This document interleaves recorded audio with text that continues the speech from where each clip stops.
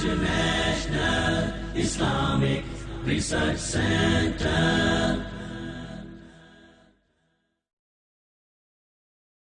سبيل الدموع سبيل مريح تنهد يا صاحي كي تستريح وغص الدعاء الخفي الصريح يسعك الفضاء.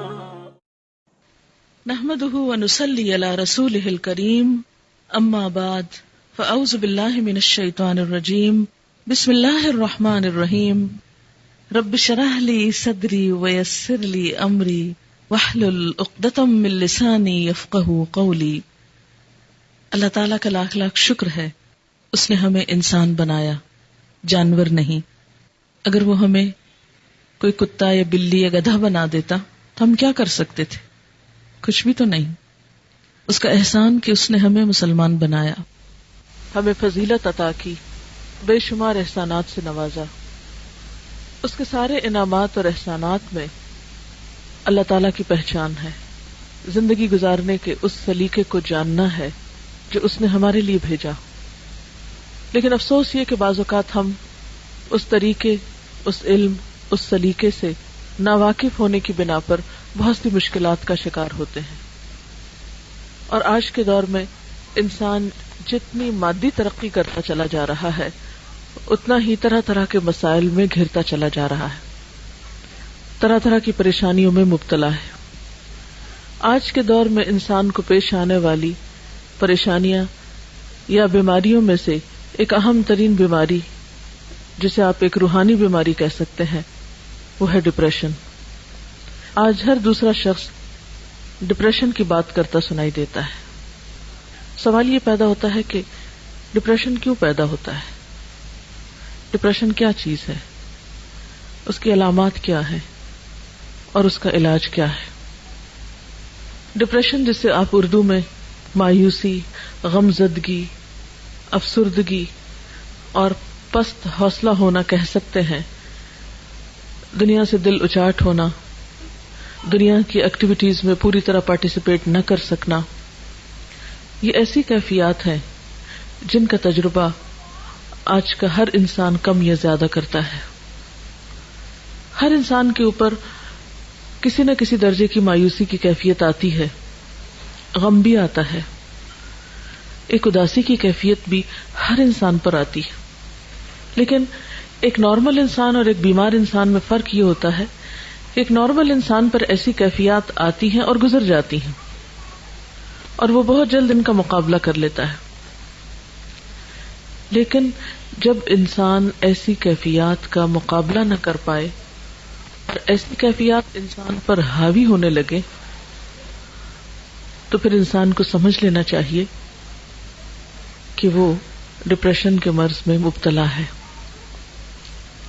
یہ مرض دنیا کے تمام ممالک میں پایا جاتا ہے، لیکن خاص طور پر ان ممالک میں زیادہ ہے جہاں لوگوں کو اللہ تعالیٰ کی پہچان نہیں، یا اللہ تعالیٰ سے ان کا تعلق نہیں، یا روحانیت سے دور ہیں.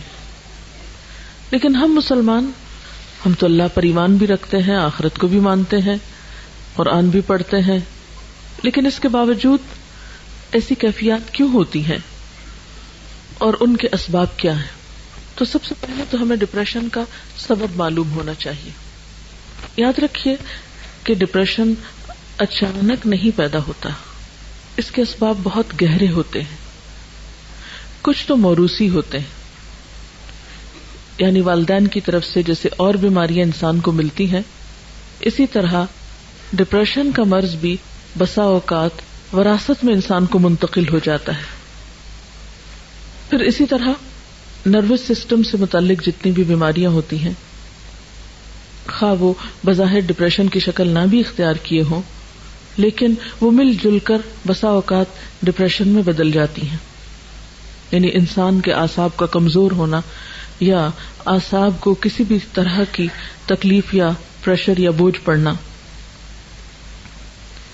پھر اس کے ساتھ ساتھ انسان کا ماحول بھی اسے ڈپریشن میں مبتلا کرتا ہے. یعنی موروثی سبب، موروثی سے مراد یہ کہ جو وراثت میں ہمیں ملا ہے، اس کے ساتھ ساتھ ماحول اس میں ایک اہم کردار ادا کرتا ہے. بعض اوقات ایک سبب ہوتا ہے، بعض اوقات کئی اسباب ہوتے ہیں. پھر اسی طرح ماحول میں کیا چیز ہے، مثلا انسان کا گھر، اس کا خاندان، جہاں پر وہ کام کرتا ہے، یعنی اس کی ورک پلیس، پھر آن دا ہول ساری سوسائٹی اور معاشرہ، ان کے جو اثرات انسان پر پڑتے ہیں وہ اس کے اندر ڈپریشن پیدا کرتے ہیں.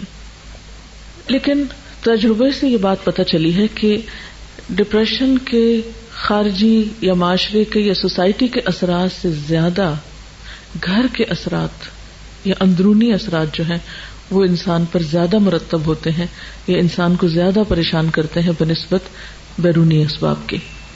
اور ڈپریشن کا اہم ترین سبب یا اہم ترین وجہ انسان کا وہ گھر ہے جس میں وہ رہتا ہے، اور ایسا گھر جس کے رہنے والوں کے درمیان باہم محبت اور مودت اور ایک دوسرے کے ساتھ موافقت نہ پائی جاتی ہو. جس گھرانے کے اندر، جس خاندان کے اندر رہنے والے افراد کے درمیان باہم بدگمانی پائی جاتی ہو، باہم ایک دوسرے کے ساتھ ڈفرینس آف اوپینین ہر معاملے میں پایا جاتا ہو، اور خصوصاً وہ بچے ڈپریشن کا شکار ہوتے ہیں بڑے ہو کر جن کے والدین نے ان کو بھرپور توجہ نہ دی ہو، یا جو والدین کی محبت اور شفقت سے کسی بھی وجہ سے محروم ہوئے ہوں، یا جن پر والدین نے بے جا سختی کی ہو ناجائز طور پر. پھر اسی طرح ڈپریشن کے ان اسباب کے ساتھ ساتھ انسان کی بالکل اپنی ذات کے اندر بھی کچھ کشمکش ہوتی ہے جو ڈپریشن کا سبب بنتی ہے. اندر کی کشمکش کیا ہوتی ہے کہ انسان کے اندر کچھ خواہشات ہوتی ہیں، اور وہ خواہشات بالکل فطری خواہشات ہوتی ہیں.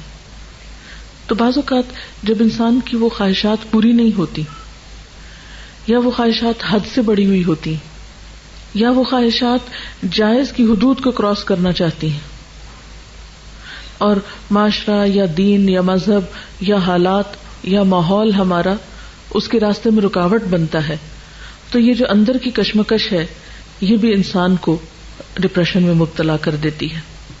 یعنی ذاتی خلفشار، اندر کی کشمکش، اندر کی جنگ. مثلا دل ایک چیز کو چاہتا ہے لیکن دوسری طرف انسان دیکھتا ہے کہ اس کے حالات اس کو اجازت نہیں دیتے، مثلا اس کی جیب اجازت نہیں دیتی، اس کا خاندان اجازت نہیں دیتا، اس کا دین اجازت نہیں دیتا. تو یہ جو کشمکش ہے انسان کے اندرونی جذبات کی اور بیرونی دباؤ کی، یا اندر ہی ایک قوت ہے جو ایک چیز طلب کر رہی ہے اور دوسری اس کو روک رہی ہے، تو وہ اندر کی جنگ جو ہے یہ بھی انسان کو بیماری میں مبتلا کر دیتی ہے. ان اسباب کے ساتھ ساتھ علامات کا جاننا بہت ضروری ہے، کیونکہ کسی بھی بیماری کی جب علامتیں ہم کو پتہ چلتی ہیں تو پھر انسان اس کا صحیح طور پر علاج کر سکتا ہے. ان علامات میں پہلی علامت ہے تنگ دلی کا احساس، دل کی گھٹن، اندر کی گھبراہٹ. پھر اطمینان کا نہ ہونا، سکون کا نہ ہونا، بلا وجہ بے چینی کا احساس بغیر کسی ظاہری سبب کے. بعض اوقات تو انسان بے چین ہوتا ہے، غمگین ہوتا ہے، اداس ہوتا ہے، اس کی کوئی وجہ ہوتی ہے. مثلا آپ کو پتہ چلتا ہے خدا نخواستہ کوئی عزیز دوست رشتہ دار فوت ہو گیا، کوئی نقصان ہو گیا، کوئی مال کا نقصان ہو گیا، کوئی اور کسی چیز کا نقصان ہو گیا، تو ایسے نقصان انسان کو غم میں یا دکھ یا تکلیف میں مبتلا کرتے ہیں. ایک بہت واضح اور آبویس سی ریزن ہوتی ہے، انسان کو پتہ چلتی ہے.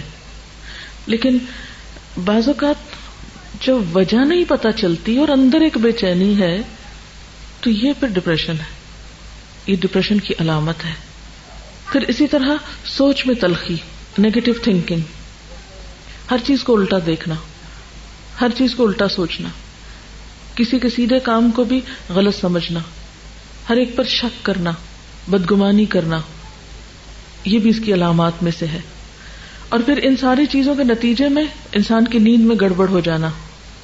یعنی اللہ تعالیٰ نے انسان کی ان ساری تکلیفوں کو دور کرنے کے جو اسباب رکھے ہیں، اور اس میں خاص طور پر ایک بہت بڑا سبب جو ہے وہ نیند ہے، جس سے انسان سکون پاتا ہے، اس سے انسان عاری ہو جاتا ہے. اور اسی وجہ سے آپ دیکھیں گے کہ بہت سارے لوگ نیند کی دوائیں کھا کر، مسکن ادویات کھا کر سوتے ہیں.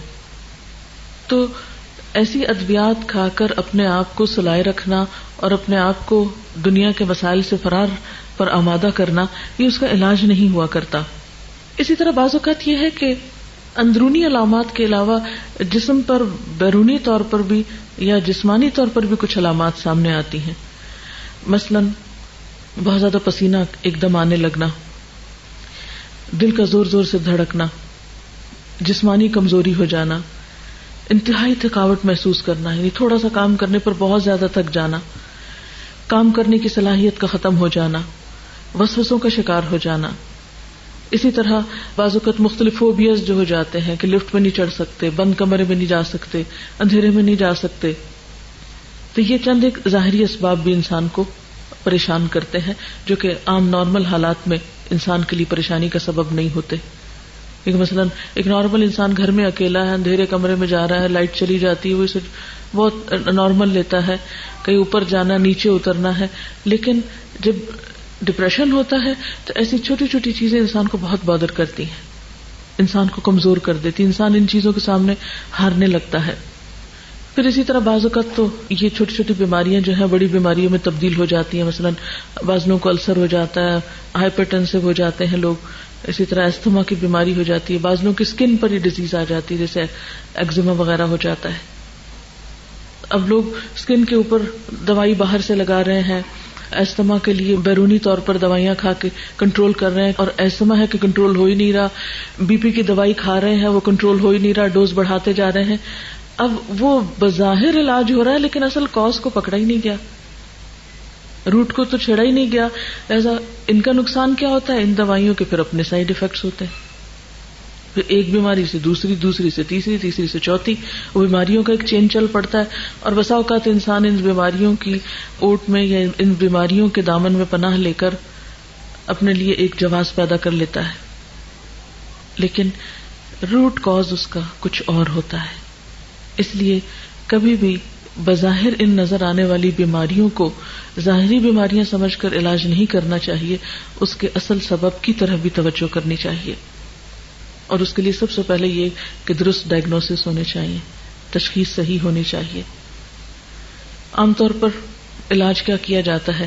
مریض کو سلا دیا جاتا ہے یا ٹرینکولائزر دیے جاتے ہیں، لیکن یہ کافی نہیں ہے. یعنی روح کی بیماری کا علاج صرف گولیاں کھانے میں تو نہیں ہے. اس کا نقصان بعض اوقات کیا ہوتا ہے کہ انسان ایسی دوائیاں کھاتا ہے جس سے اس کا معدہ اور خراب ہوتا ہے.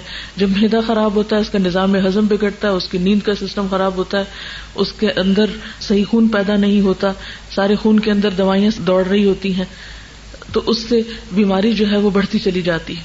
یعنی انسان ظلم پر ظلم اپنے ساتھ کرتا چلا جاتا ہے لیکن چین کہیں بھی نہیں پاتا. تو ایسی صورت میں انسان کو حقیقی علاج کی طرف رجوع کرنا چاہیے. اور وہ کیا ہے؟ سب سے پہلے سوچ کی درستگی. کیونکہ جب تک سوچ درست نہیں ہوگی، جب تک زندگی کے بارے میں اپروچ ٹھیک نہیں ہوگی، اس وقت تک انسان صحیح نہیں ہو سکتا. اور اس کے لیے یہ ہے کہ انسان اللہ تعالیٰ پر بھروسہ کرتے ہوئے چھوٹے چھوٹے نقصانات پر اپنے آپ کو ضائع نہ کرے.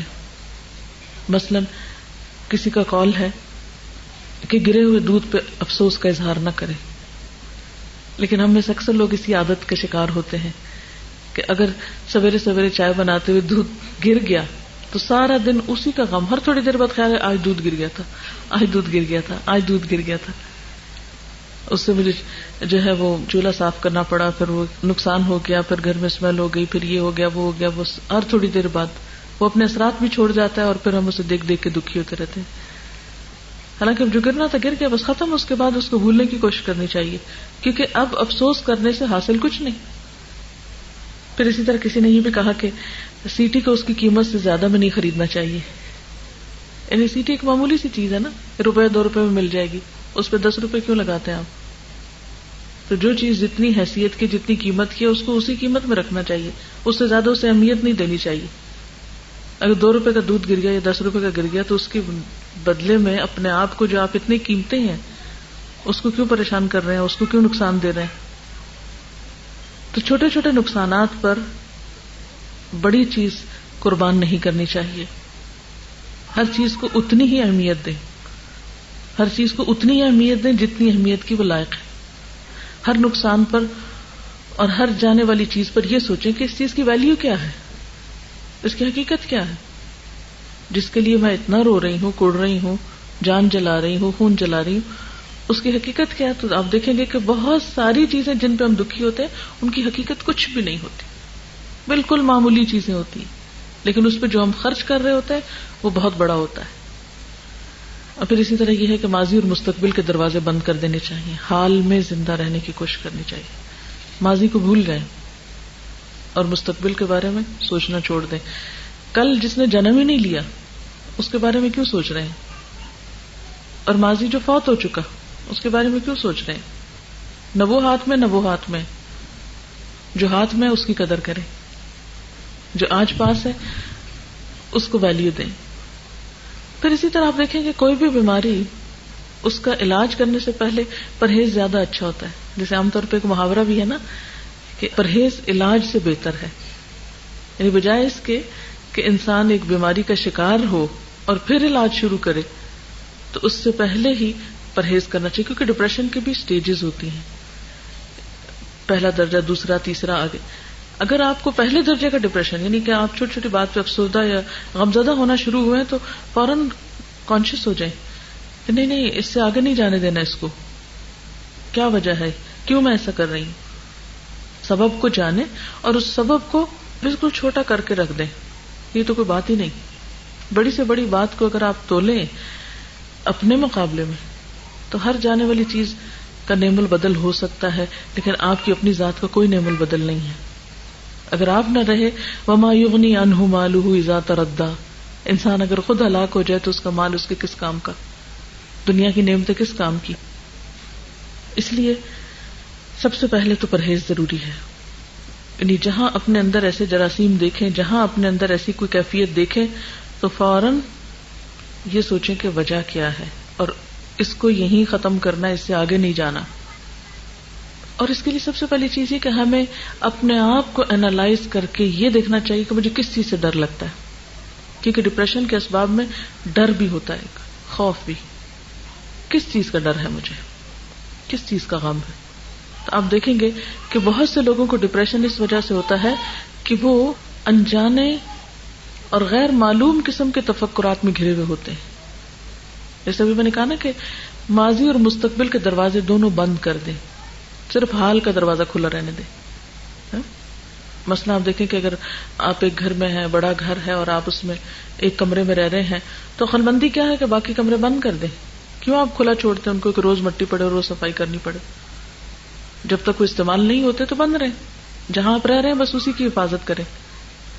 تو آپ آج میں رہ رہے ہیں، آج کو دیکھیں کہ آج کا دن آپ کے لیے کتنا قیمتی ہے، اس میں آپ کیا کر سکتے ہیں، اس سے کس طرح فائدہ اٹھا سکتے ہیں.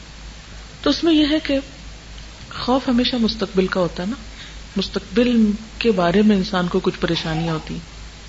لیکن آپ جانتے ہیں، میں اور آپ سب ایمان رکھتے ہیں کہ ہر چیز اللہ کے اختیار میں ہے. کل کا علم صرف اللہ کو، صرف. اصل مشکل یہ ہے کہ ہمارا جو غیب پر ایمان ہے نا وہ درست نہیں، اللہ پر ایمان جو ہے وہی درست نہیں ہے. ہم ایمان بھی رکھتے ہیں اور ساتھ شرک بھی کرتے ہیں. ہم مستقبل کو اللہ کے حوالے نہیں کرنا چاہتے، اس کو اپنے ہاتھ میں رکھنا چاہتے ہیں. اس کے فیصلے اور اس کی بھلائی اور اس کا فائدہ ہم سمجھتے ہیں ہمارے ہاتھ میں ہے، جبکہ ہمارے ہاتھ میں کچھ نہیں ہے. ہمارے ہاتھ میں تو وہ بھی نہیں ہے جو اس وقت میرے پاس ہے. ہم تو اتنے کمزور ہیں کہ ہمیں نہیں پتا کہ ابھی تھوڑی دیر میں کیا ہو جائے. دنیا میں ہر آن کتنی تبدیلیاں ہو رہی ہیں. کسی کو پتا تھا یہ ہوائیں اور یہ بارشیں اور یہ ٹھنڈک اور یہ سب پھر اس طرح لوٹ آئے گا اور پورے ملک کو بارش اس طرح لپیٹ لے گی؟ کسی کو خبر نہیں تھی. 2-4 دن پہلے کسی کے وہم و گمان میں بھی نہیں تھا. ہو سکتا ہے کہ آپ ایک ہفتہ پہلے کی گرمی دیکھ کے پریشان ہو رہے ہوں اور سوچ رہے ہوں کہ ہائے گرمی آ رہی. کم از کم اور تو کسی کا نہیں مجھے پتا، میں اپنے بارے میں ضرور کہہ سکتی ہوں کہ ذرا سی دھوپ تیز ہوئی تو مجھے ایک دم پریشانی ہوئی، یا اللہ، اور میں اپنے دماغ پہ بوجھ ڈال کے بیٹھ گئی، اب پھر گرمی آ رہی، مجھ سے تو کچھ نہیں ہوگا. اور تھوڑی دیر میرے اوپر وہ کیفیت رہی، پھر میں نے سوچا چھوڑو، کوئی پتہ نہیں کل کو کیا ہوتا ہے اور کیا ہونا اور کیا نہیں. اور اس کے بعد میں فوراً اس کیفیت سے نکلی. اور اگر میں نہیں نکلتی اور سارا دن میں اپنے آپ کو اس میں مبتلا رکھتی تو واقعی میں کچھ نہیں کر سکتی تھی. میرے اپنے اوپر وہ کیفیت آئی ایک خوف کی کہ گرمی آ رہی ہے، کیونکہ مجھے گرمی سے ڈر لگتا ہے بہت، جہنم سے بھی بہت ڈر لگتا ہے اور گرمی سے بھی بڑا ڈر لگتا ہے. تو مجھے لگتا ہے کہ گرمی آئی تو میرے کام کرنے کی صلاحیت جو کم از کم آدھی ختم ہو جائے گی، اور بہت مشکل پڑتی ہے مجھے اس کو ڈیل کرنے میں. خیر، اور آج جب مجھے سردی لگ رہی تھی دن کو، تو میں سوچ رہی تھی کہ میں کتنی احمق تھی کہ میں گرمی سے پریشان ہو رہی تھی. مجھے تو نہیں پتا تھا کہ اگلے ہفتے موسم ایسا ہو جائے گا. اور واقعی ہمیں نہیں پتا کہ کل کے لیے جس چیز سے ہم پریشان ہو رہے ہیں وہ کل ہوگی بھی کہ نہیں ہوگی. تو ہر وہ چیز جس کا خوف آنے لگے، کوئی بھی چیز، کیونکہ خوف ڈپریشن کا سبب بنتا ہے، ہر وہ چیز جس کا خوف آنے لگے اس کو اپنے دل سے نکالنے کی کوشش کریں کہ نہیں، میں نے کل نہیں دیکھا، مجھے نہیں پتا کہ کل کیا ہوگا، آج نہیں ہے یہ چیز میرے پاس، تو اس لیے مجھے پرواہ نہیں کرنی چاہیے. پھر آپ دیکھیں کہ دوسری بات یہ کہ جن چیزوں کا ہمیں خوف ہے ان کے اسباب معلوم کر کے سبب دور کرنے کی کوشش کر لیں. کوئی بھی چیز جس کا آپ خوف ہے آپ کو، تو اس کے لیے تیاری کر لیں. مثلا اگر مجھے خوف ہے گرمی کا، تو میں ذرا دیکھ لوں کہ اسی ٹھیک کام کر رہا ہے یا نہیں، کپڑے گرمیوں کے ہیں یا نہیں، یعنی تیاری کر لوں، بجائے اس کے کہ خوفزدہ ہو کے بیٹھ جاؤں اور سوچتی جاؤں اور بس. اس سے تو مسئلہ حل نہیں ہوگا. نمبر 1 یہ کل کا کسی کو نہیں پتا. نمبر 2 یہ کہ ہاں نہیں پتا، لیکن پھر بھی ہم ایکسپیکٹ کرتے ہیں کہ ایسا ہو سکتا ہے، پاسبلٹی ہے، اور ہو بھی جاتا ہے ایسے، تو اس کے لیے ابھی سے تیاری شروع کر دیں، اس کا بندوبست کریں، اس سبب کو دور کرنے کی کوشش کریں. اور پھر آپ دیکھیں گے کہ جب سبب دور ہوگا، یعنی تیاری ہوگی، تو آپ کے اندر ایک کانفیڈینس آئے گا کہ نہیں، اب آ جائے اگر مشکل آتی بھی تو میں نبٹنے کی صلاحیت رکھتی، مجھے پتا ہے کہ کیسے ڈیل کرنا ہے اس لیے گھبرانے کی کیا ضرورت ہے. ہمارے اور خوف کیا ہوتے ہیں؟ مثلا سارے خوف کا تو میں یہاں ذکر نہیں کر سکتی، چند ایک خوف کا ذکر کر سکتی ہوں. مثلا ہمیں خوف ہوتا ہے کہ ہم کل کھائیں گے کہاں سے، ہمارا کیا بنے گا، ہمارے رزق کا کیا ہوگا، کون ہمارے لیے کمائے گا، کون ہمارے لیے لائے گا، کہاں سے کھائیں گے، کیا ہوگا. اور یہ خوف جن کے پاس بہت کچھ ہے ان کو بھی ہے، اور جن کے پاس نہیں ہے ان کو بھی ہے، سب کو ہی ہوتا ہے. اللہ تعالیٰ نے قرآن پاک میں اس کا بہت اچھا جواب دیا ہے، وَكَأَيٍّ مِّن دَابَّةٍ لَا تَحْمِلُ رِزْقَهَا اللَّهُ يَرْزُقُهَا وَإِيَّاكُمْ وَهُوَ السَّمِيعُ الْعَلِيمُ. کتنے ہی جانور ہیں جو اپنا رزق اٹھائے نہیں پھرتے، ان کی پیٹھ پہ نہیں لدا ہوا، اللہ ان کو رزق دیتا ہے، اور تمہارا رازق بھی وہی ہے. آخر اتنے سال زندگی کے گزارے، کسی دن بھوکے تو نہیں سوئے نا. 20 سال عمر ہے یا 40 سال عمر ہے، 40 سال کھلایا نا اس نے، تو جس نے پچھلے 40 سال کھلایا وہ اگلے بھی کھلا دے گا، یہ اس کے ذمہ ہے. ہم اپنی طرف سے کوشش کرتے رہیں، جو ہم سے بن پڑتا ہے بناتے رہیں، اور باقی معاملہ اس پہ چھوڑ دیں. پھر اسی طرح عموماً کیا ہوتا ہے، ہمیں خوف ہے کہ مصیبت نہ آ جائے، ہائی یہ نہ ہو، مثلا یہ شنڈلیر خدا نہ خواستہ یہ نہ گر پڑے، یہ شیشہ نہ ٹوٹ جائے، کہیں آگ نہ لگ جائے، وہ کہیں باہر نکلی ہوں ابھی خدا نہ خواستہ ایکسیڈنٹ نہ ہو جائے. یعنی یہ چھوٹی چھوٹی باتیں ہوتی ہیں نا جو ہر وقت ہمارے دل سے آ کے گزرتی رہتی ہیں، چھوٹے چھوٹے خوف، یہ نہ ہو جائے، وہ نہ ہو جائے، وہ نہ ہو جائے. یعنی مصیبت کے آنے کا خوف، کسی بھی قسم کی مصیبت کے آنے کا خوف. اللہ تعالیٰ فرماتے ہیں ما اصاب من مصیبت فی الارض ولا فی انفسکم الا فی کتاب من قبل ان نبرأها ان ذلک علی اللہ یسیر. کوئی مصیبت ایسی نہیں جو زمین میں یا تمہارے اپنے نفس پہ نازل ہوتی ہو اور ہم نے اس کو پیدا کرنے سے پہلے ایک کتاب میں لکھ نہ رکھا ہو. ایسا کرنا اللہ کے لیے بہت آسان ہے، وہ تو لکھی جا چکی، اب کیا کرو گے؟ پریشان ہونے سے وہ ٹل جائے گی. ہاں ایک بات ہے، دعا کرو، دعا سے تقدیر بدلتی ہے، اور اپنے آپ کو ذہنی طور پر کسی بھی آنے والے حادثے کے لیے تیار رکھو، اللہ سے مدد مانگتے رہو کہ اللہ تعالیٰ ہر شر سے، ہر مصیبت سے بچائے. حفاظت کی دعائیں کرو، حفاظت کے اسباب اختیار کرو، کیونکہ اللہ نے انسان کو عقل دی ہے اور نبٹنا بھی سکھاتا. اور آپ نے یہ بھی دیکھا کہ جب کچھ پڑ جاتا ہے تو گزر بھی تو جاتا ہے نا. اور پھر اس موقع پر کچھ پچھلی مصیبتوں کو یاد کر لیں، وہ جو فلاں پڑی تھی تو کیا ہو گیا تھا، آئی تھی اور گزر ہی گئی نا، پھر کیا ہوا. کسی بڑے سے بڑے حادثے کو، بڑی سے بڑی پریشانی، بڑے سے بڑے دکھ کو یاد کر لیں، اور پھر دیکھیں کہ وہ دکھ پہلے بہت بڑا تھا، پھر آہستہ آہستہ ختم ہو گیا. ہر آنے والا دکھ چلا جاتا ہے، کوئی نہیں رہتا دنیا میں. تو خدا نخواستہ اگر کوئی آ بھی گیا تو چلا بھی جائے گا، ایمان سلامت رہنا چاہیے. کیونکہ ہوتا یہ ہے کہ دکھ چھوٹا ہوتا ہے اور نقصان ہم بڑا کر بیٹھتے ہیں، وہ سیٹی کو اس کی قیمت سے زیادہ پہ خریدتے ہیں. مشکل چھوٹی ہوتی ہے اور اس کے لیے اپنے آپ کو گھلا ڈالتے ہیں, اپنے آپ کی قیمت لگا دیتے ہیں نا اس میں. پھر اللہ تعالیٰ فرماتے ہیں وَإِن يَمْسَسْكَ اللَّهُ بِضُرٍّ فَلَا كَاشِفَ لَهُ إِلَّا هُوَ وَإِن يَمْسَسْكَ بِخَيْرٍ فَهُوَ عَلَى كُلِّ شَيْءٍ قَدِيرٌ. اگر اللہ تمہیں کسی قسم کا نقصان پہنچائے تو اس کے سوا کوئی نہیں جو تمہیں اس نقصان سے بچا سکے, اور اگر وہ تمہیں کسی بھلائی سے بہرہ مند کرے تو وہ ہر چیز پہ قادر ہے. گویا نقصان بھی اس کے ہاتھ میں, نفع بھی اس کے ہاتھ میں. جب میرا تعلق اس سے مضبوط ہے تو میں اس سے خیر کی توقع کیوں نہیں رکھتی کہ وہ مجھے اپنے خیر سے ہی نوازے گا اور شر مجھ سے دور کر دے گا. پھر اسی طرح انسان بسا اوقات بیمار ہونے سے ڈرتا ہے کہ بڑھاپا ہوا تو میرا کیا بنے گا, کہیں چھوٹی موٹی درد شروع ہوئی, یہ درد شروع ہو گئی, اب تو یہ بڑھے گی, اور اب تو میری عمر اتنی ہو گئی, اور اس عمر میں تو فلاں کو میں نے دیکھا تھا اس کا یہ حال تھا, اور فلاں کا تو یہ بن گیا, اب میرے ساتھ پتہ نہیں کیا ہونے والا ہے. ایک خوف. اب ہوتا کیا ہے کہ انسان, یعنی یہ بات اب ایک طرح سے پرووڈ ہے کہ انسان کے بہت سارے ایکشنز اس کی سوچ کا نتیجہ ہوتے ہیں. بہت ساری بیماریاں صرف اس کی سوچ کی وجہ سے ظاہر ہوتی ہیں, حالانکہ حقیقی سبب کوئی نہیں ہوتا جسم میں ان کا. تو اب ایک چیز جس کو ہم نے کسی کے ساتھ ہوگی ہم نے اس کو اپنے پہ لے لیا, نہیں اس کے ساتھ ہوگی اب مجھے بھی ضرور ہو جائے گی.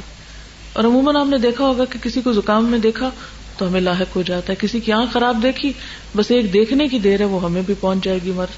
کیوں ایسا ہوتا ہے کہ ایک شخص سے مجھے زیادہ اثر ہو جاتا ہے, کسی دوسرے کو کیوں نہیں ہوتا؟ کیونکہ میرے اپنے اندر وہ جذب کرنے کی صلاحیت زیادہ ہے, وہ اس بیماری کو میں نے خود دعوت دے دی ہے, وہ ڈر خوف کے مارے وہ میرے اوپر حاوی ہو گئی ہے. اور اگر اس وقت انسان دعا پڑھ کے معاملہ اللہ کے حوالے کر دے, حدیث میں آتا ہے نا کہ جو شخص کسی مصیبت زدہ کو دیکھ کے یہ دعا پڑے گا اللہ تعالیٰ اس کو اس مصیبت سے محفوظ کر دے گا.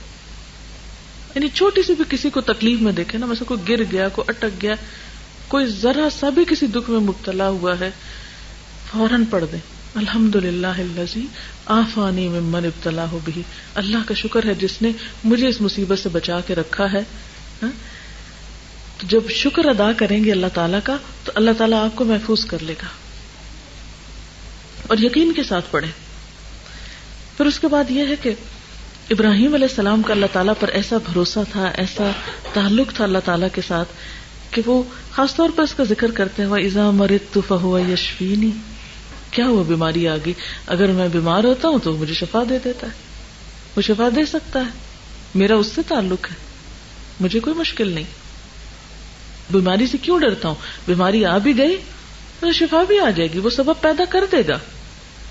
پھر اسی طرح یہ ہے کہ سوچ کی تبدیلی کے ساتھ ساتھ کچھ اور کام بھی کرنا ضروری ہے, اور ان میں اہم ترین چیز یہ کہ اللہ تعالیٰ کے ساتھ مسلسل تعلق, مستقل تعلق, کیونکہ ساری قوت اور ساری طاقت اس کے پاس ہے. انسان بے حد کمزور ہے سوائے اس کے کہ جسے اللہ قوت دے دے. ساری قوت کا سرچشمہ تو وہ ہے. تو جب انسان اس کو تھام لیتا ہے تو وہ دراصل استمسک بالعروۃ الوثقی لا انفصام لها. اللہ پر بھروسہ اور اللہ کو تھامنا اور اس سے تعلق ایسا ہے جیسے کسی مضبوط کڑے کو پکڑ لینا جس نے ٹوٹنا نہیں ہے. تو جو شخص اللہ تعالیٰ پہ بھروسہ کرتا ہے اللہ تعالیٰ ضرور اس کو سہارا دیتا ہے. پھر اسی طرح نماز سے مدد لینا. آپ صلی اللہ علیہ وسلم کا طریقہ کیا تھا, جب ذرا بھی پریشان ہوتے تھے, تھوڑی سی بھی پریشانی آتی تو سب سے پہلے نماز کی طرف رجوع کرتے, فوراً نماز کے لیے کھڑے ہو جاتے. آپ کی ذاتی زندگی میں مشکلات آئیں یا دین کو پھیلانے کے لیے کوئی مشکل پیش آئی تو فوراً آپ نے نماز سے مدد لی. ہمارا حال یہ تھا کہ ہم ڈپریشن میں بیٹھے رہتے ہیں, فرض نماز بھی چھوڑ دیتے ہیں, کیا کریں, غم ہے, دل ہی نہیں چاہتا. نہیں بھی دل چاہتا تو اپنے آپ کو پش کر کے کھینچ تان کے نماز کے لیے کھڑے ہو جائیں. اور اگر آپ واقعی قرآن کا کچھ حصہ آپ کو یاد ہے اور ذرا سی لمبی نماز پڑھ لیں تو پھر آپ دیکھیں گے کہ نماز کے ختم ہونے تک آپ کا ڈپریشن بھی دور ہو جائے گا, آپ اس کیفیت سے بھی باہر آ جائیں گے. کیونکہ یہ اللہ کے رسول صلی اللہ علیہ وسلم کا آزمودہ نسخہ ہے, مجرب ہے. آپ صلی اللہ علیہ وسلم یہ فرمایا کرتے تھے کہ میری آنکھوں کی ٹھنڈک نماز میں ہے. آج ہماری آنکھوں کی ٹھنڈک نماز میں کیوں نہیں؟ ہم تو مصیبت کے مارے بوجھ سمجھ کے اس کو اٹھا پھینکتے ہیں، بس ٹائم آیا اور پورا کیا اور ختم، انجوائے نہیں کرتے نماز کو. بعض لوگوں کو نماز سے ہی گھبراہٹ شروع ہو جاتی، وہ اتنی دیر خاموش نہیں رہ سکتے شاید، یعنی حالانکہ وہی وقت ہم بیٹھ کے بھی گزار دیتے ہیں. اچھا، اس کی ایک بڑی وجہ یہ کہ ہمیں قرآن زیادہ زبانی یاد نہیں ہوتا، تو وہ ہر وقت قل ہو اللہ پڑھ کے بور ہو جاتے ہیں. اگر تھوڑی سی کوشش کر کے ایک ایک آیت سیکھنا شروع کر دیں، اور قرآن پاک کی ایسی صورتیں جن کے پڑھنے کی بہت فضیلت ہے، مثلا سورۃ الکہف ہے، سورۃ البقرہ کی اول آخر آیات ہیں، سورۃ یاسین ہے، سورۃ الملک ہے، اگر ان کو آپ پڑھنا شروع کر دیں، یعنی یاد کرنا شروع کر دیں، ایک ایک آیت، دو لفظ، تین لفظ، اور آپ دیکھیں کہ کچھ مشکل نہیں. تو ایک تو ذہن مصروف ہوگا، دوسرا اس کلام کی برکت ہوگی، تیسرا نماز بہت اچھی ہو جائے گی. ہم عموماً شکایت کرتے ہیں نا کہ نماز میں دل نہیں لگتا، تو اگر آپ بدل کے آیات پڑھیں تو آپ دیکھیں گے کہ نماز آپ کو کھینچ کے رکھے گی، پکڑ کے رکھے گی. اور جب ہم ایک روایتی سے نماز پڑھتے ہیں نا، بس کھڑے ہو گئے اور کچھ پتہ نہیں اللہ اکبر کب ہوئی اور سلام کب پھیر لیا، ایسی نماز پر فائدہ نہیں دیتی. پھر اسی طرح اللہ تعالیٰ کا ذکر، الا بذکر اللہ تطمئن القلوب، اللہ کے ذکر سے دلوں کو اطمینان نصیب ہوتا ہے. اکیلے بھی ذکر، چلتے پھرتے اللہ کا ذکر، اور اس کے علاوہ کچھ لوگوں کے ساتھ بیٹھ کے اللہ کا ذکر، تنہائی میں بھی اللہ کو یاد کرنا اور بندوں کے بیچ میں بیٹھ کے بھی. عموماً ہم جب لوگوں سے ملاقات کرتے ہیں تو اس میں ہم اللہ تعالیٰ کا نام لینا نہیں پسند کرتے یا اللہ کی بات کرنا نہیں پسند کرتے، ہم دنیا بھر کی باتیں کریں گے، زیور کپڑے کی باتیں کریں گے، ادھر ادھر کی باتیں کریں گے، لیکن اللہ کی بات نہیں بیٹھ کے کریں گے اکٹھے. اور پھر اسی طرح جس طرح کی ذکر کی مجلس میں آپ اس وقت بیٹھے ہوئے اور آپ میں سے ہر ایک محسوس کر سکتا ہے کہ اس وقت ہمارے دل کی حالت اچھی ہے بنسبت اس کے کم تنہائی میں کہیں بیٹھے سوچ رہے ہوتے، کیونکہ اللہ کا ذکر ہو رہا ہے نا، یا دین کی بات ہو رہی ہے.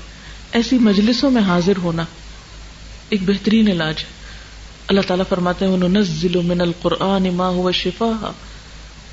شِفَاءٌ وَرَحْمَةٌ، کہ ہم قرآن میں سے وہ چیزیں اتارتے ہیں جو شفا بھی ہے اور رحمت بھی ہے. قرآن پاک کے لیے ہدن و بشرا کا لفظ آتا ہے، ہدایت اور خوشخبری ہے، یعنی دلوں کی خوشی کا سامان ہے اس کتاب میں. اور اکیلے تلاوت بھی فائدہ دیتی ہے، اور کسی مجلس میں محفل میں بیٹھ کے سب کے ساتھ قرآن پڑھنا بھی فائدہ دیتا ہے. ذکر کے بارے میں یہ بھی آتا ہے کہ جب بھی کچھ لوگ اللہ کو یاد کرنے کے لیے اکٹھے ہوتے ہیں تو فرشتے ان کو گھیر لیتے ہیں، رحمت ان پہ چھا جاتی ہے، ان پہ سکون اور اطمینان نازل ہوتا ہے، اور اللہ تعالیٰ انہیں اپنی مجلس میں یاد کرتے ہیں. تو جس مجلس کے اوپر رحمت چھا جائے، جس مجلس پہ فرشتے پر بچھائیں یعنی اپنے پروں سے ڈھانپ لیں، اور جس مجلس کے لیے وعدہ ہے کہ اس میں بیٹھنے والوں پہ سکون نازل ہوتا ہے، لیکن شیطان ہمیں ایسی مجلسوں کو سے بھگا کے رکھتا، نہیں وہاں نہیں جانا، ابھی بڑے مصروف ہو تم، بہت کام ہے، وہاں جاؤ گے تو یہ کام کیسے ہوگا، وہ کام کیسے ہوگا. تو جب ہم ایسی مجلسوں اور محفلوں سے دور رہتے ہیں، دین کے سیکھنے سکھانے کی مجلسوں سے، تو اس سے بھی ہمارے دلوں میں وحشت ہوتی ہے. تو بطور علاج ایسی جگہوں پر شریک ہونا چاہیے، یعنی علاج کے نقطہ نظر سے.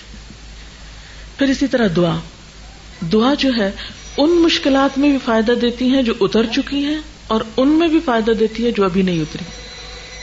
یعنی حدیث کا مفہوم یہ ہے کہ دعا ان مصیبتوں اور بلاؤں میں بھی فائدہ مند ہے جو آ چکی ہیں انسان پہ، اور ان میں بھی فائدہ مند ہے جو ابھی آئی نہیں، ان کو پیچھے ہی روک رکھتی ہے. اس لیے دعا بہت مؤثر علاج ہے.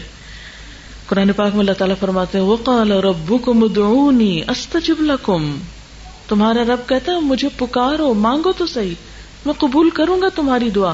لیکن شیطان عموماً ہم کو بہکاتا ہے کہ نہیں تم تو اتنے گناہگار ہو، تمہاری نہیں سنی جائے گی. وہ کوئی اور ہی لوگ ہوتے ہیں جن کی دعائیں سنی جاتی. کس نے آپ کو بتا دیا کہ جب آپ کا رب آپ کو کہہ رہا ہے ادعونی استجب لکم، مانگو مجھ سے دوں گا میں تم کو، پھر ہم کیوں نہیں مانگتے؟ اور ساتھ ہی پھر اللہ تعالیٰ نے ڈانٹ پلائی ان الذین یستکبرون عن عبادتی سیدخلون جہنم داخرین، جو لوگ گھمنڈ میں آ کر میری عبادت سے، میری دعا سے منہ موڑتے ہیں، وہ ضرور ذلیل و خوار ہو کر جہنم میں داخل ہوں گے. یعنی دعا نہ کرنا انسان کی بدبختی کی علامت ہے، اور یہ بدبختی انسان کو پھر بڑی مصیبت میں مبتلا کر دیتی ہے.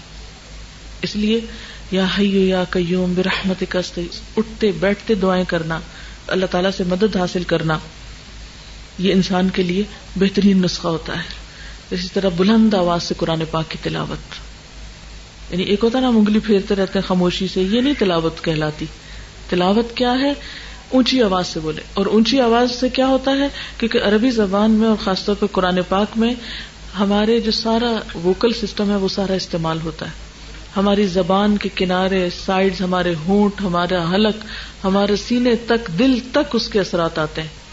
یعنی عربی زبان میں جو حروف ہیں، ہر حرف کے منہ سے نکالنے کی جگہ الگ ہے. جب ہم صحیح طور پر تلاوت کرتے ہیں، صحیح انداز میں، جیسے حق تلاوت ہی جس کو کہتے ہیں، تو اس سے وہ سارے تار ہلتے ہیں، ہمارے مختلف پوائنٹس پہ جا کے ٹچ کرتی ہے وہ تلاوت، اور اس کے ذریعے وہ ڈپریشن جو ہے وہ ختم ہونے لگتا ہے. تو بطور خاص کبھی غم کا دورہ پڑنے ہی لگے، ابتدائی سمپٹمز میں فوراً سب کام چھوڑ دیجئے، قرآن کھول کے لاؤڈلی پڑھنا شروع کر دیجئے. آپ دیکھیں گے اگر آپ 15 منٹ صرف لاؤڈلی قرآن پڑھیں گے، آپ اس کیفیت سے باہر ہوں گے. یعنی بہترین علاج ہے، کیونکہ وَنُنَزِّلُ مِنَ الْقُرْآنِ مَا هُوَ شِفَاءٌ وَرَحْمَةٌ، لیکن رحمت للمومنین، یہ ماننے والوں کے لیے، یقین کرنے والوں کے لیے تو یہ فائدہ مند ہے. اور اگر ہمارے اس وقت یقین ہی شیکی ہو جائے تو پھر نہیں فائدہ دیتا. پھر اسی طرح اللہ کا تقوی، اللہ سے ڈرتے رہنا، پھر نیکی کے کاموں میں دلچسپی رکھنا، یعنی نیک کاموں میں آگے بڑھنا، نیکی کے مواقع کو ضائع نہ کرنا. اور اس میں کیا ہے، ایک چھوٹی سی نیکی کیا بتائی، تمہارا اپنے بھائی کو دیکھ کے مسکرا دینا بھی صدقہ ہے. اب مسکرانے پہ کیا خرچ آتا ہے ہمارا، لیکن اللہ تعالیٰ نے اس کو بھی ہمارے لیے صدقہ شمار کیا. اور قرآن پاک میں اللہ تعالیٰ کا وعدہ ہے، من عمل صالحا من ذکر او انثى وهو مؤمن فلنحيينه حياة طیبة ولنجزینهم اجرهم باحسن ما كانوا يعملون. جو شخص بھی نیک عمل کرتا ہے، خواہ وہ مرد ہو یا عورت، بشرطے کہ مومن ہو، اسے ہم دنیا میں پاکیزہ زندگی، عمدہ زندگی بسر کرائیں گے. اچھا، یہ بات میں کس لیے آپ کو بتا رہی ہوں؟ اس لیے کہ آپ کے دل کے اندر وہ خاص خوشی اور خاص سکون آ جائے جس سے عام طور پر دنیا کے لوگ محروم رہتے ہیں. مادہ پرستی کا شکار لوگ اس خوشی سے محروم رہتے ہیں. کبھی آپ ٹینشن کا شکار ہوئے، ذہنی تناؤ کا ہوئے؟ یہ آج کے دور کا ایک بہت بڑا مرض ہے، بہت بڑا مرض ہے، کھا رہا ہے انسانوں کو اور ان کی صلاحیتوں کو. اللہ تعالیٰ نے ہر مرض کے لیے دوا پیدا کی، ہر مرض کی دوا ہے. سٹریس مینجمنٹ آج کے دور میں ایک سائنس بن چکی ہے، اور مختلف طریقوں سے، ہیلوں بہانوں سے لوگ علاج کر رہے ہیں. تو آئیے دیکھتے ہیں کہ ہمارا دین اس کے بارے میں ہمیں کیا حل دیتا ہے. یہاں میں مولانا وحید الدین صاحب کی ایک تحریر پڑھوں گی اور اس کے ساتھ ساتھ کچھ کمنٹ کروں گی. زندگی میں بار بار مسائل اور مصائب آتے ہیں، زندگی میں بار بار مسائل اور مصائب آتے ہیں، یعنی مصیبتیں آتی ہیں. ایسا ہر مرد اور عورت کے ساتھ پیش آتا ہے، یعنی کوئی ایک غیر معمولی چیز نہیں ہے، سب کے ساتھ ہوتا ہے. ان مسائل اور ان مشکلات سے کس طرح کامیابی کے ساتھ نپٹا جائے، مقابلہ کیسے کیا جائے، اس کا جواب قرآن کی سورت نمبر 2 کی ایک آیت میں ملتا ہے. اس کا ترجمہ یہ ہے، اور ہم ضرور تم کو آزمائیں گے کچھ ڈر اور بھوک سے، اور مالوں اور جانوں اور پھلوں کی کمی سے، اور ثابت قدم رہنے والوں کو خوشخبری دے دو جن کا حال یہ ہے کہ جب ان کو کوئی مصیبت پہنچتی ہے تو وہ کہتے ہیں ہم اللہ کے لیے ہیں اور ہم اسی کی طرف لوٹنے والے ہیں. انا للہ و انا الیہ راجعون. مسائل اور مصائب کے وقت کوئی شخص ذہنی تناؤ کا شکار کیوں ہوتا ہے، یعنی ٹینشن ہوتی کیوں ہے؟ مصیبت کے آنے پر انسان کیوں ٹینس ہوتا ہے؟ اس کا سبب یہ ہے کہ وہ اس کو ایک ایسی چیز سمجھتا ہے جس کو نہیں ہونا چاہیے تھا. وہ کہتا ہے کہ یہ ہونی ہی نہیں چاہیے تھی. آدمی اگر یہ سمجھ لے کہ جو کچھ پیش آیا ہے وہ خود فطرت کے قانون کے تحت پیش آیا ہے تو وہ کبھی ذہنی تناؤ کا شکار نہ ہو. یعنی ہم کہتے ہیں اسے نہیں ہونا چاہیے تھا، اگر انسان مان لے کہ نہیں اس کو تو ہونا تھا، اور ایسا ہوتا رہتا ہے اور یہ زندگی کا ایک حصہ ہے، it's part of life. Accept کر لے کہ جو ہونا تھا ہو گیا تو ٹینشن ختم ہو جائے گی. مثلا اگر آندھی اور بارش آئے تو وہ بھی انسان کے لیے مسئلہ پیدا کرتی. یاد کر لیجیے پچھلے سال کی بارشیں، کوئی مسئلہ پیدا ہوا تھا؟ میرا خیال ہے ہر گھر میں کچھ نہ کچھ مسئلہ ہوا ہوگا. مگر آندھی اور بارش کے وقت آدمی ذہنی تناؤ کا شکار نہیں ہوتا. اس کو فطرت کے قانون کے تحت ہونے والا واقعہ سمجھتا ہے کہ بارشیں تو آتی ہی ہیں، آندھیاں بھی آتی ہیں، اور معتدل انداز میں اس کا سامنا کرتا ہے، یعنی پازیٹیولی اس کو فیس کرتا ہے. یہی معاملہ زندگی کے مسائل اور مصائب کا بھی ہے. یہ چیزیں خالق کے تخلیقی منصوبے کے تحت پیش آتی ہیں. تخلیقی منصوبہ کیا ہے؟ اللہ تعالیٰ کا جو پلان ہے کریشن کا، اس کا یہ حصہ تھی. وہ انسان کے لیے زحمت میں رحمت، بلیسنگ ان ڈسگائز کی حیثیت رکھتی ہیں، یعنی ایک چھپی ہوئی بلیسنگ یا نعمت ہوتی ہے، کیونکہ ان مع العسر یسرا ہوتا ہے. آدمی اگر پیش آنے والے مصائب کو اس حیثیت سے لے تو وہ کبھی ذہنی تناؤ کا شکار نہ ہو. مسائل یا مصائب کا سامنا کرنے کے دو طریقے ہیں، یعنی مسائل یا مشکلات کو نبٹنے کے دو طریقے ہیں. ایک صبر کا طریقہ ہے اور دوسرا بے صبری کا طریقہ ہے. بے صبری کا طریقہ دوسرے لفظوں میں منفی رد عمل، نیگیٹو رسپانس کا طریقہ ہے. بے صبری کیا ہے؟ Negative response. ذہنی تناؤ ہمیشہ بے صبری کا نتیجہ ہوتا ہے. عجلت، جلد بازی، صبر نہ کرنا. اس کے مقابلے میں صبر کا طریقہ آدمی کو ذہنی تناؤ کا شکار ہونے سے بچا لیتا ہے. یعنی انسان اگر ایکسپٹ کر لیتا ہے اور خاموش ہو جاتا ہے، اس کڑوے گھونٹ کو پی لیتا ہے کہ تو زندگی کا حصہ، پھول کے ساتھ کانٹا ہے. اگر چپ گیا اور خون نکل رہا ہے تو اس خون کو ہٹا دو اور تھوڑا ہاتھ مل لو، ٹھیک ہو جائے گا.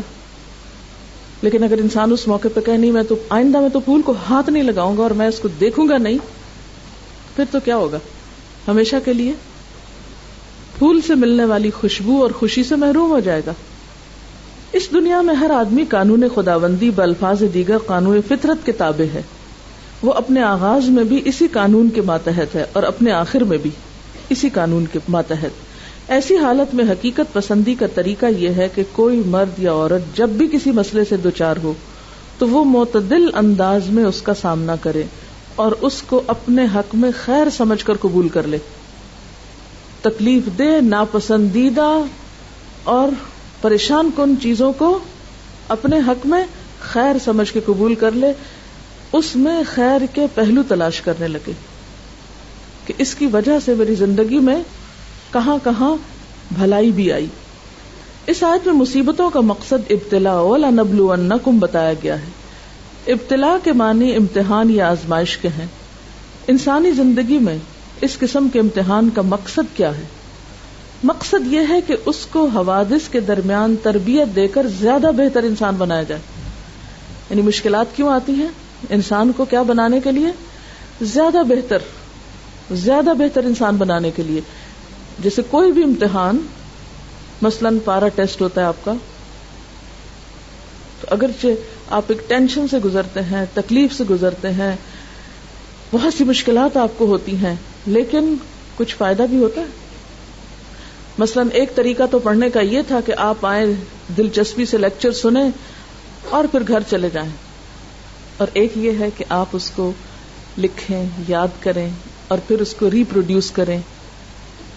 دونوں میں سے بہتر کیا ہے آپ کے لیے، جو آپ کی شخصیت یا آپ کی ذات یا آپ کے علم کا حصہ بن جاتا ہے کہ آپ اس کو اس درجے میں اپنے اندر اتاریں کہ آپ پھر ریپروڈیوس بھی کر سکیں، پھر آپ مفید بن جاتے ہیں.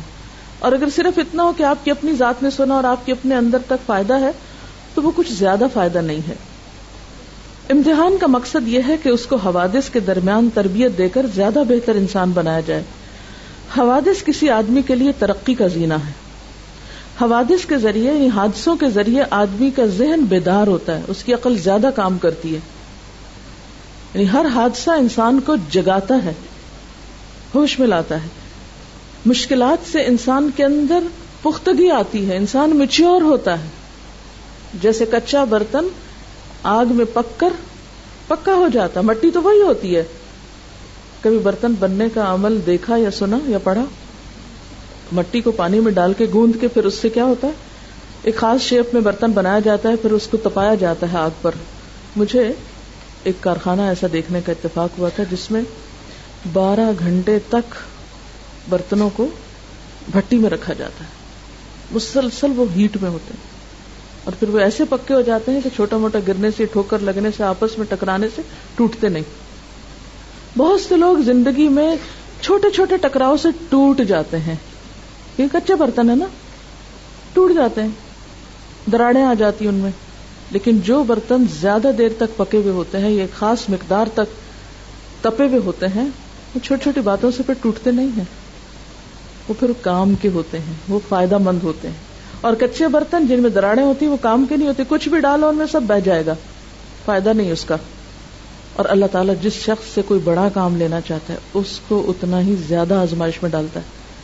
مثلا ایک حدیث میں آتا ہے کہ انبیاء علیہم السلام کے لیے سب سے زیادہ آزمائش ہوتی، آزمائے جانے والے لوگوں میں سب سے زیادہ انبیاء آزمائے جاتے ہیں، پھر جو ان کے قریب تر ہوتے ہیں ان کے قریب ہوتے ہیں. یعنی جو جتنا درجے میں ان کے قریب ہوگا اس پر آزمائش بھی اتنی ہی سخت ہوگی. اس سخت آزمائش سے گزر کر جب میچور ہوتے ہیں تو پھر ہی وہ بڑے کام کرنے کے قابل ہوتے ہیں. حادثے آدمی کو متحرک کرنے کا ذریعہ ہے، ایکٹیو رکھتے ہیں، ورنہ تو ہم سو جائیں، سست ہو جائیں. جب چیلنجز سامنے ہوتے ہیں تو ہم زیادہ کام کرتے ہیں.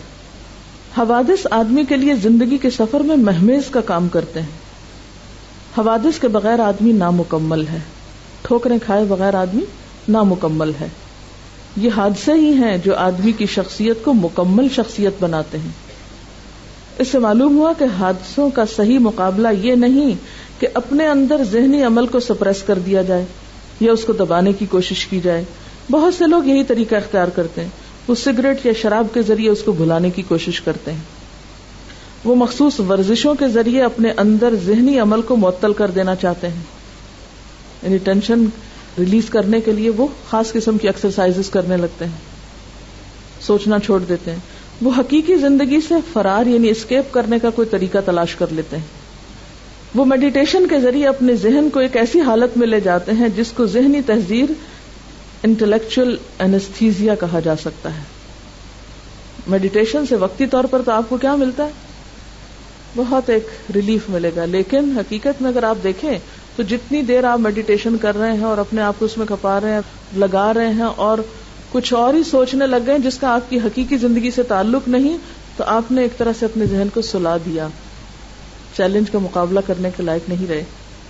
اس قسم کے تمام طریقے فطرت کے خلاف ہیں، اور جو چیز فطرت کے خلاف ہو وہ کبھی انسان کے لیے مفید نہیں ہو سکتی. اسلام نے ہمیں ایسے مواقع پر نہ کوئی میڈیٹیشن بتائی ہے، نہ کوئی ایکسرسائز بتائی ہے، سمپل سا طریقہ بتایا ہے، نماز پڑھو اور اللہ سے دعا کرو اور ایک دوسرے کو تھام کے رکھو. وتواصوا بالحق وتواصوا بالصبر.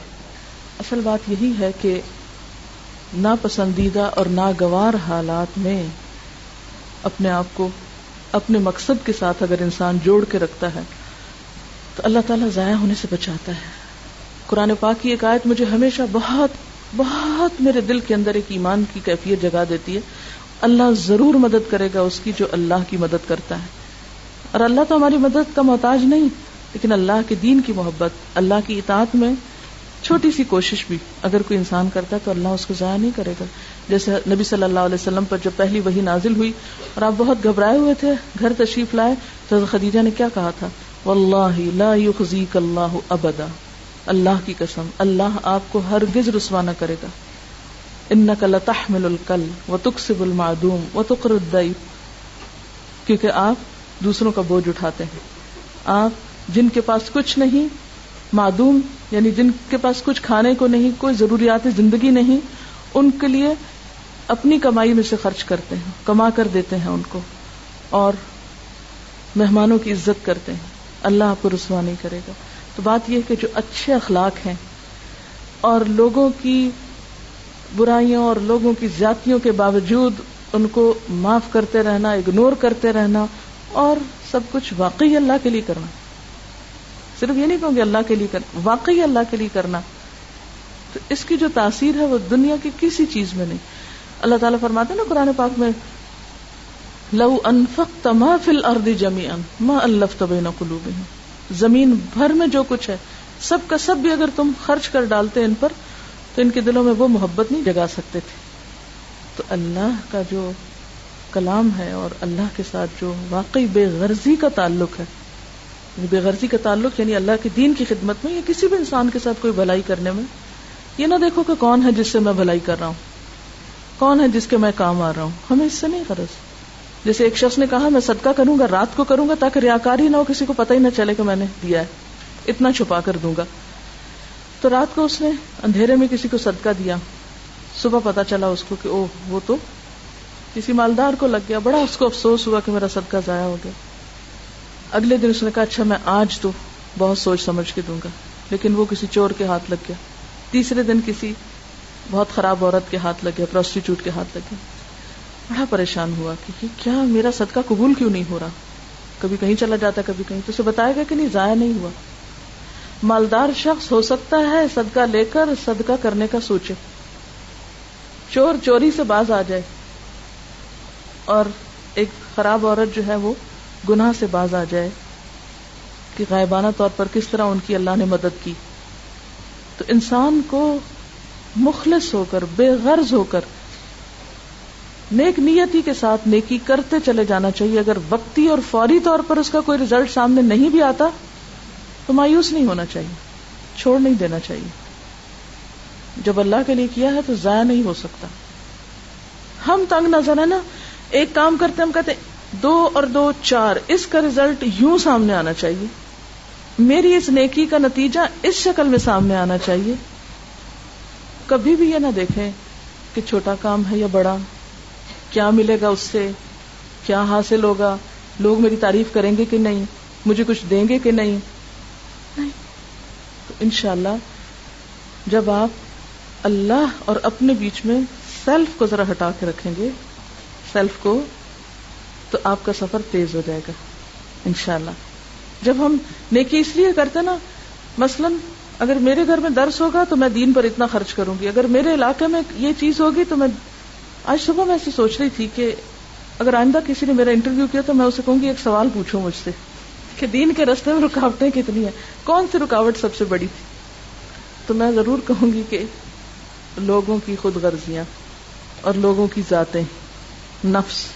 کیونکہ جب ہم خود غرض ہوتے ہیں نا، میرا فائدہ، میرا بچہ، میرا گھر، میری ذات، میرا نام، میری شہرت، میری اہمیت، پھر دین تو پیچھے چلا جاتا ہے.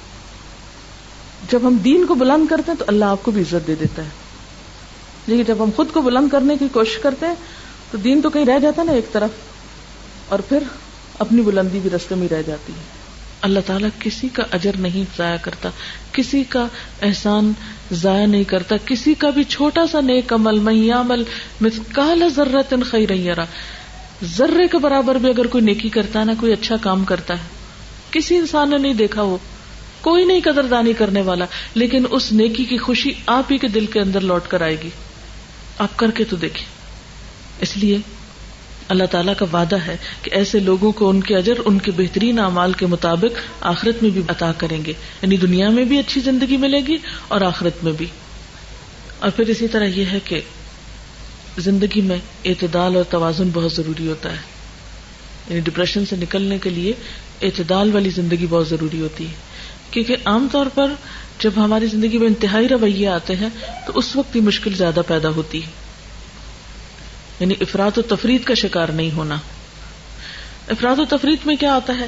مثلا اگر آپ کسی سے محبت کرتے ہیں تو حد سے زیادہ، نفرت کریں تو حد سے زیادہ، غصہ کریں تو حد سے زیادہ، کھائیں تو حد سے زیادہ، سوئیں تو حد سے زیادہ.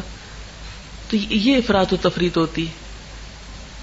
تو جب ہم ہر چیز میں حد سے بڑھنے لگتے ہیں تو پھر اس کا ریئیکشن ہوتا ہے نا، اس کے روح پر اثرات ہوتے ہیں.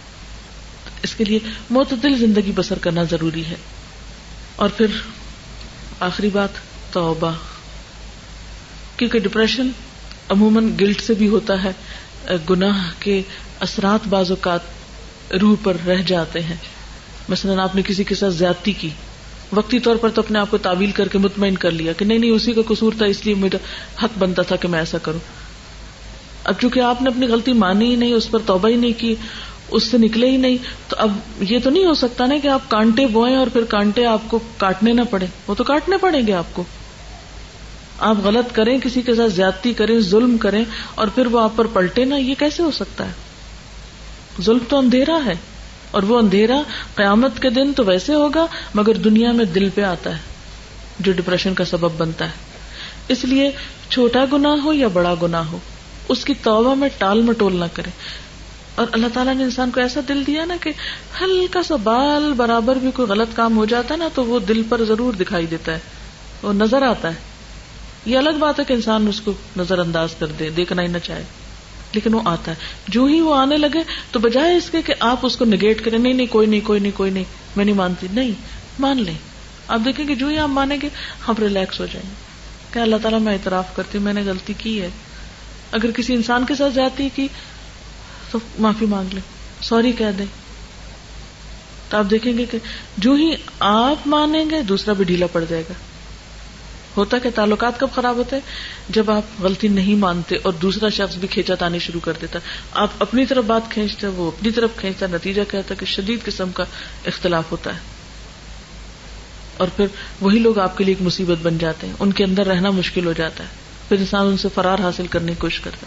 تو ایسی صورت میں انسان سمپلی مانے ہاں میرا قصور ہے، میری غلطی ہے. تو آپ دیکھیں گے کہ جو ہم اللہ کے سامنے اپنی غلطیوں کا اعتراف کر لیں گے، رو لیں گے، دعا کریں گے، تو آپ دیکھیں گے کہ آپ کا بوجھ اترنا شروع ہو جائے گا. اور اس کے لیے اللہ سبحانہ وتعالی بہت پیار سے اور بہت محبت سے ہم کو سمجھاتے ہیں، قل یا عبادی الذین اسرفوا علی انفسہم لا تقنطوا من رحمت اللہ ان اللہ یغفر الذنوب جميعا انہ هو الغفور الرحیم وَأَنِيبُوا إِلَىٰ رَبِّكُمْ وَأَسْلِمُوا لَهُ مِن قَبْلِ أَن يَأْتِيَكُمُ الْعَذَابُ ثُمَّ لَا تُنصَرُونَ وَاتَّبِعُوا أَحْسَنَ مَا أُنزِلَ إِلَيْكُم مِّن رَّبِّكُم مِّن قَبْلِ أَن يَأْتِيَكُمُ الْعَذَابُ بَغْتَةً وَأَنتُمْ لَا تَشْعُرُونَ. کہہ دیجئے کہ اے میرے بندو جنہوں نے اپنی جانوں پہ زیادتی کی ہے، اللہ کی رحمت سے مایوس نہ ہو جاؤ. یقیناً اللہ سارے گناہ معاف کر دیتا ہے، وہ تو غفور الرحیم ہے. پلٹ آؤ اپنے رب کی طرف اور مطیع بن جاؤ اس سے پہلے کہ تم پہ عذاب آ جائے، پھر کہیں سے تمہیں مدد نہ ملے. اور پیروی اختیار کرو اپنے رب کی بھیجی ہوئی کتاب کی اس سے پہلے کہ تم پر اچانک عذاب آ جائے اور تم کو خبر بھی نہ ہو. تو یہ ہے علاج. نمبر 1 اس بات کا یقین کہ سارے گناہ معاف ہو جاتے ہیں، یہ یقین رکھ کے معافی مانگی جائے.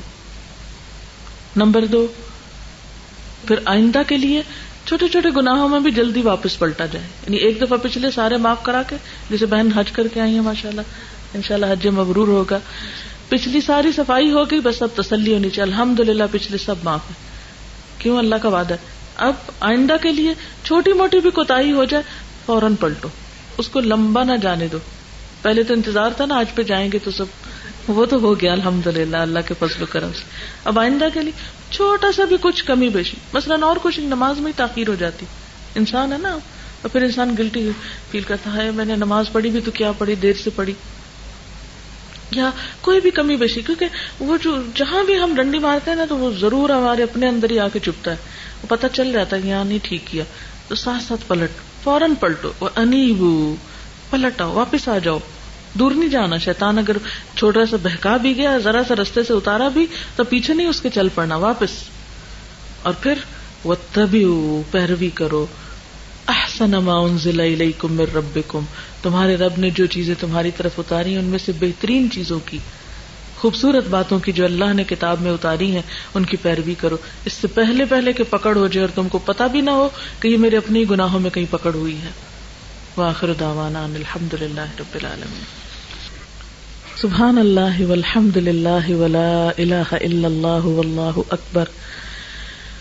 ولا حول ولا قوة إلا بالله العلي العظيم. اللهم صل وسلم على سيدنا محمد. اللهم صل وسلم على سيدنا محمد.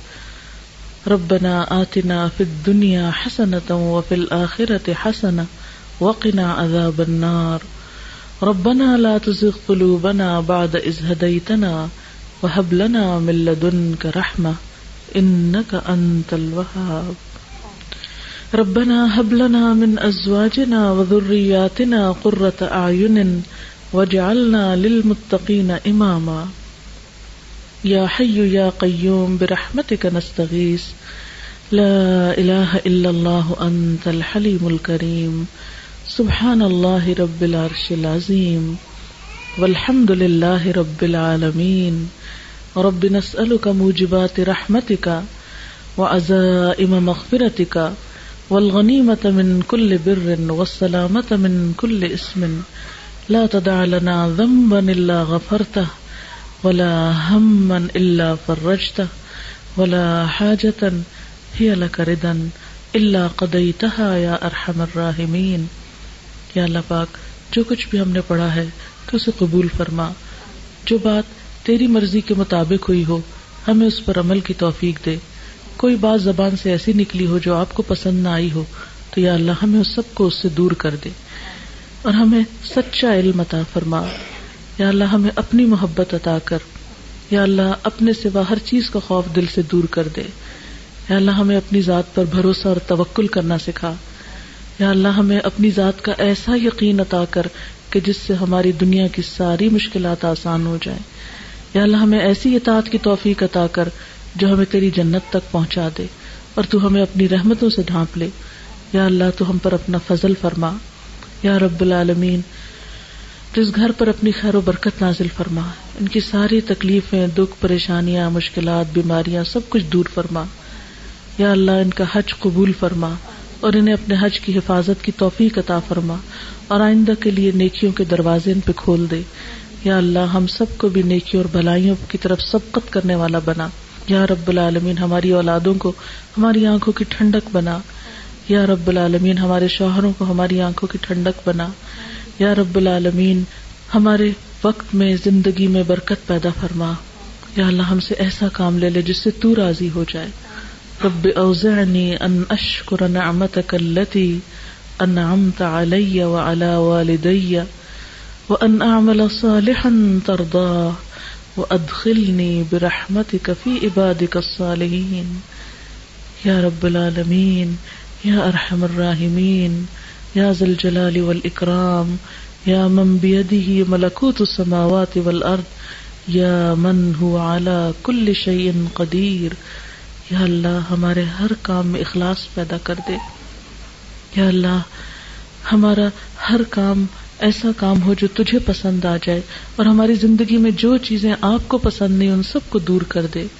یا رب العالمین تو ہمیں دنیا اور آخرت میں اپنی رحمتوں سے ڈھانپ لے. ربنا تقبل منا انک انت السمیع العلیم وتب علینا انک انت التواب الرحیم. وصلی اللہ تعالی علی خیر خلقہ محمد وعلی آلہ واصحابہ واہل بیتہ اجمعین برحمتک یا ارحم الراحمین. الہی آمین. سبحانک اللہم وبحمدک نشہد ان لا الہ الا انت نستغفرک نستغفرک نستغفرک ونتوب الیک. والسلام علیکم ورحمۃ اللہ وبرکاتہ. سبيل الدموع سبيل مريح